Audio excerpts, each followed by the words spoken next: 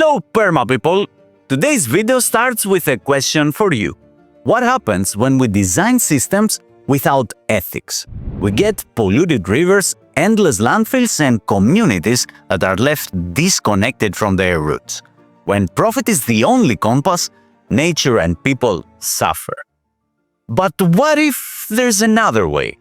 Ethics aren't just abstract ideas, they're the foundation for every decision in permaculture design, and in this episode, we will discover why permaculture ethics are so important and 3 simple principles that can help us create a thriving future.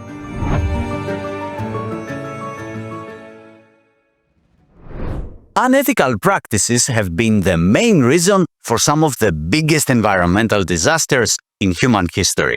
The RRC was once the 4th largest inland water body in the world, and due to unsustainable agricultural policies, its size shrunk dramatically over the years, until nowadays it unfortunately has become a big desert. That example is a stark reminder of all the things that can go wrong when short-term gains overshadow long-term sustainability. Similarly, the Gulf of Mexico experienced one of the worst environmental disasters in history with the Deepwater Horizon oil spill in 2010. Many million tons of oil leaked into the ocean, totally devastating the marine ecosystems along with the local communities that were relying on fishing. This event made it very clear how catastrophic the consequences can be when ethical considerations are disregarded in the pursuit of profit. Human activity has pushed these natural systems to their very limits. Fortunately, though, there is a solution to all of the previous disasters. It's called earth care, as nature has provided us with rich soil, fresh water and clean air for the last thousands of years. There are various agricultural practices around the world that can be used. For example, a system called organoponics, which we can find it in Cuba. It began during the economic crisis of the 1990s, and these urban gardens have transformed deserted lands with infertile soil into productive and sustainable fields without the use of chemical pesticides. This project is a clear demonstration that our care for the earth is not just about its protection, but to actively regenerate it and restore its ability to sustain life. Earth care means recognizing that the planet isn't a resource to exploit, but a living system that sustains us all. And if we care for the earth, in return, the earth takes care of us. So next time you water a plant or compost kitchen scraps, have in mind that this seemingly small action actually contributes to a bigger cause. Next in line stands the ethic of people care, which is a great reminder that sustainability isn't just about soil and seeds. It's about humans as well. We all need food, shelter and community so that we can thrive, but modern life often has its ways of isolating us from each other.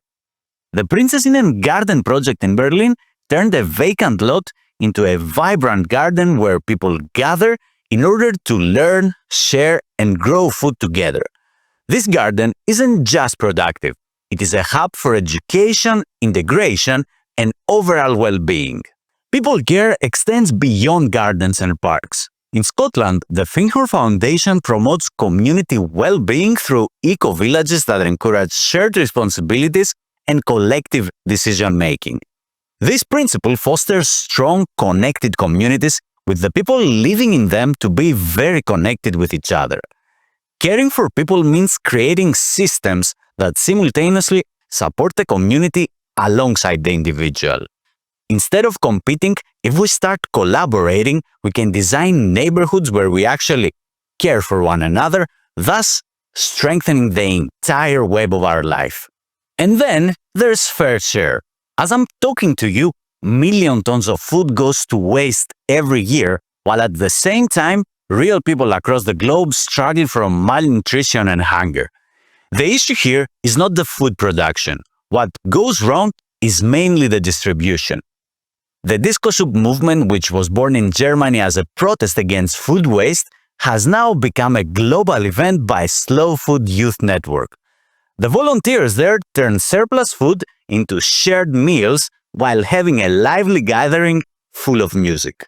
Fair Share challenges us to rethink consumption. It's about taking what we need, sharing what we can, and ensuring that nature's gifts are respected, while at the same time helps us create alternative economic models like the one that is called not-for-profit economy made by the economist Jennifer Hinton, which during her research she created a world beyond the current economic model.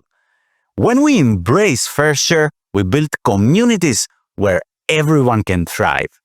Permaculture ethics aren't just for big projects. They are here to help us on everyday decisions as well.